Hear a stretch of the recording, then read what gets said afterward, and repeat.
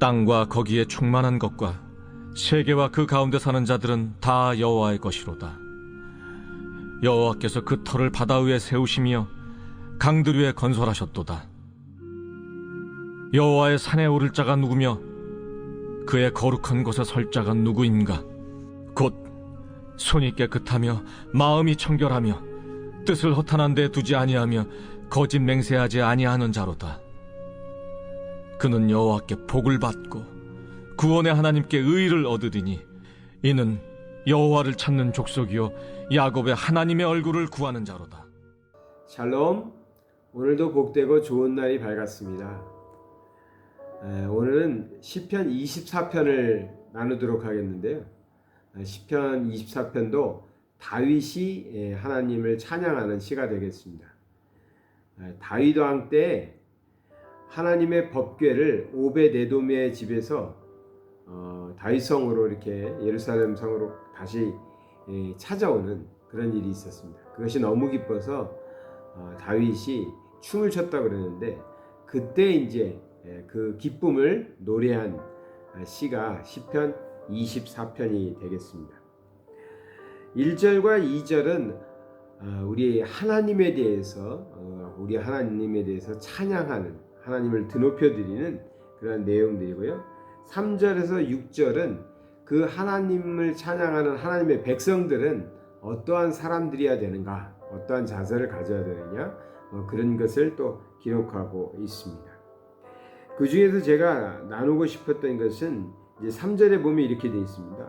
여호와의 산에 오를 자가 누구며 그의 거룩한 곳에 설 자가 누구냐, 이렇게 질문을 하고 있습니다. 즉 하나님께서는 세상 만물을 창조하셨고 세상 만물을 다스리는 하나님이시고 그 하나님께서는 이 세상 만물을 이렇게 만들어 놓으셨는데 그 하나님께서 만들어 놓은 이 세상에서 그 세상에서 우뚝 서서 하나님과 함께 할 사람이 누구냐라는 질문을 던지면서 4절에는 그 사람의 자격, 어떠한 사람이 하나님과 함께 할 수 있는지 그것을 말하고 있습니다. 그래서 우리가 하나님의 자녀로서 우리도 하나님과 함께하며 계속해서 시편에서 다윗이 노래하고 있는 건 그거 아닙니까? 그 내용이죠. 세상이 어렵고 힘들고 위험하고 또 23장에 나오는 것은 사망의 음침한 골짜기 같은 그러한 삶이라 할지라도 하나님이 함께 하시면, 그리고 하나님과 우리가 함께 하면 하나님의 보호 속에서 우리는 안전하게 거하며 하나님의 그 영광의 보좌에 앉아 계신 것처럼 우리도 하나님의 자녀로서 영광을 누리며 살 수 있다라는 것을 계속 노래하고 있거든요.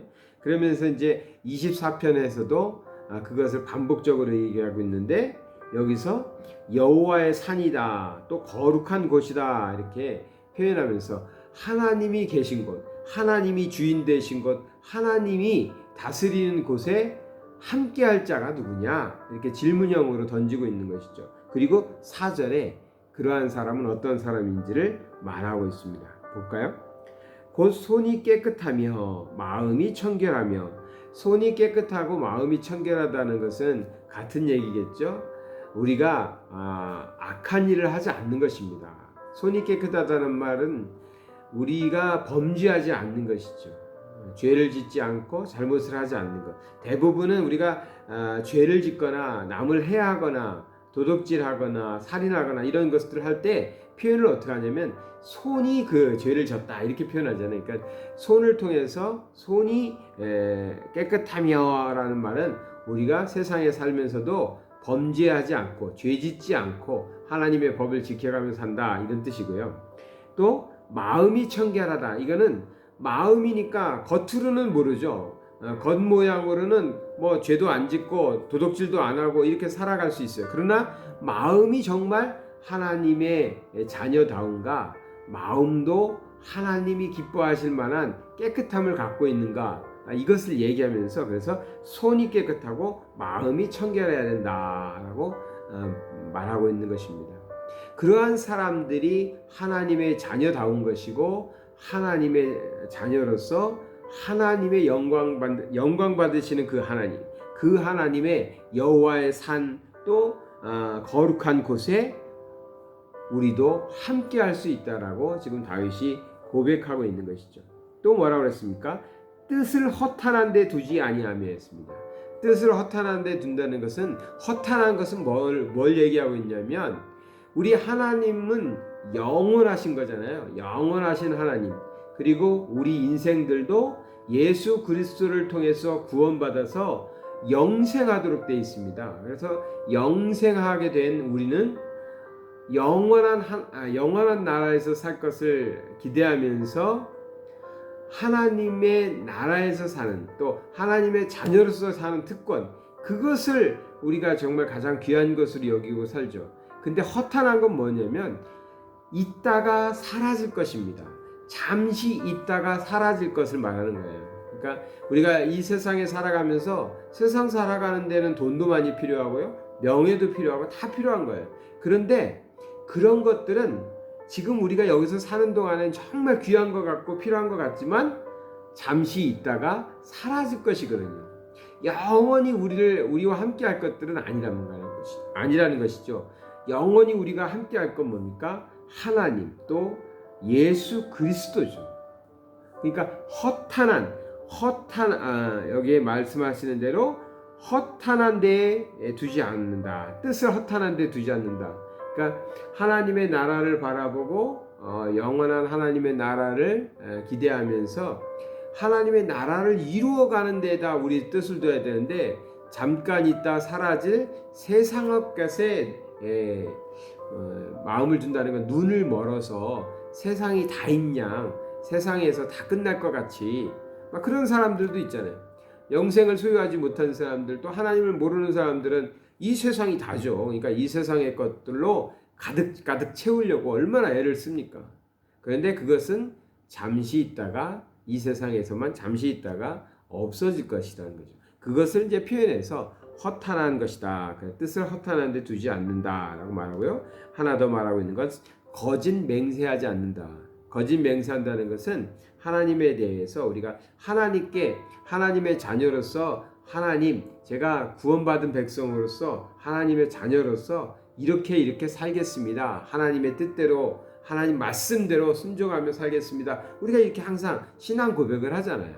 신앙 고백을 해요. 우리 주기도문도 그렇고요, 사도신경도 그렇고요, 성경을 읽고 아멘 하면서 성경을 읽을 때도 그러고, 말씀을 들을 때도 그러고, 다 우리는 크리스찬으로서 하나님 앞에 고백하는 거죠.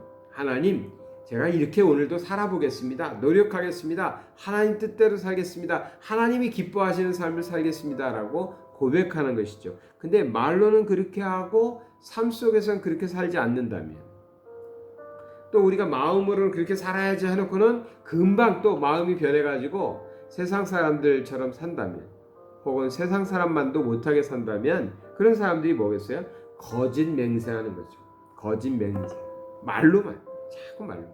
그래서 저는 우리 성도님들한테 제가 메시지를 전할 때, 설교를 할 때도 아멘입니까? 아멘 하시기 바랍니다. 이런 얘기 잘 안 하죠. 목사님들이 그런 걸 잘해야 성도님들도 아멘 아멘 하고, 그러면 뭐 예배 분위기도 좋고 설교도 굉장히 이제 좀 잘하는 것처럼 보이는데, 저는 그런 걸 잘 못하겠어요. 왜냐면 정말 우리가 아멘을 하려면 내 마음에서 그것이 받아들여지고 이해가 되고, 또 내가 그렇게 말씀대로 살겠노라는 정말 강한 의지를 가지고 각오가 있을 때, 하나님 아멘입니다, 제가 이 말씀대로 살겠습니다, 그렇게 고백하는 거거든요. 그리고 그렇게 살아야 되는 거예요. 그렇게 살아야 되는 거예요. 그러니까 아멘이라는 것도 그렇게 쉽게 할 수 있는 건 아니에요. 말씀이 좋다, 아멘. 아니죠. 말씀 좋아요. 그런데 그 좋은 말씀 내가 그렇게 살아내겠다, 이런 각오가 있을 때 우리가 아멘하고 고백하는 거예요.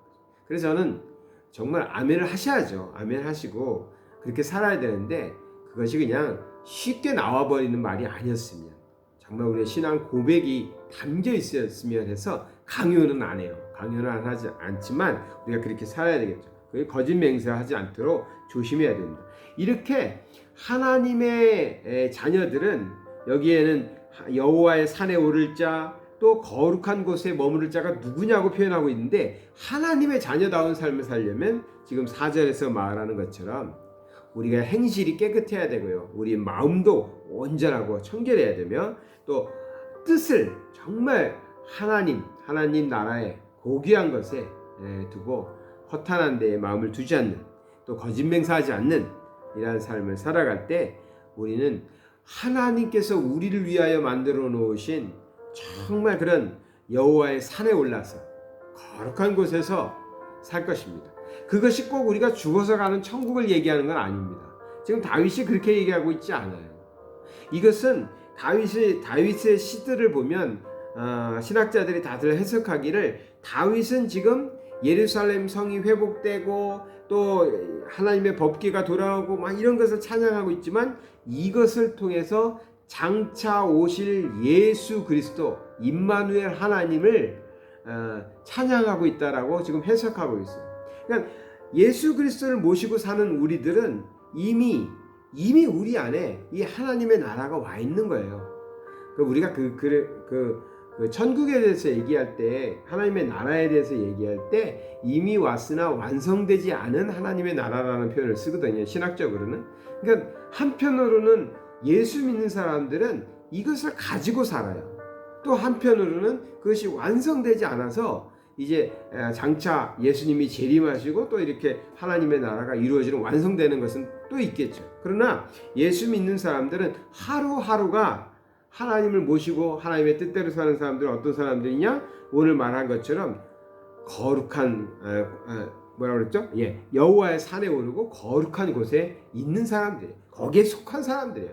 그러면 거기에 속한 사람답게 그렇게 살아가야 한다는 것이죠. 그래서 우리의 모습이, 또 우리의 신앙 생활이 그렇게 아름답고 거룩하고 하나님이 보실 때에도 정말 가까이 두고 또 하나님의 품 안에 품고 함께 할 만한 그런 신앙인들, 그런 성품을 가진다면, 요즘 힘들잖아요. 많이 걱정되고 두려운 일들도 많고 또 사업적으로도 그렇고 많은 것들이 어려운 시대를 우리가 살고 있는데, 이러한 때에도 하나님의 자녀들은, 또 하나님의 자녀들이 있는 그곳은 하나님이 함께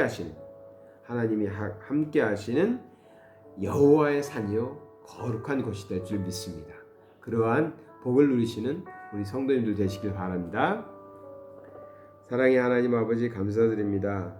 오늘도 살아갈 때에 우리가 세상 가운데 있는 것이 아니라 아버지 하나님, 여호와의 산에 오르고 또 거룩한 곳에 있는 사람들 되게 하여 주시옵소서.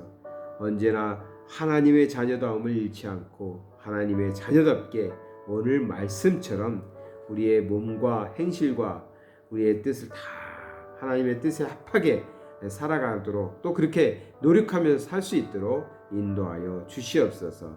그래서 언제나 하나님과 함께하는, 또 하나님이 보호하시는 그러한 삶이 되게 하여 주시옵소서. 예수 그리스도 이름 받들어 기도드리나이다. 아멘.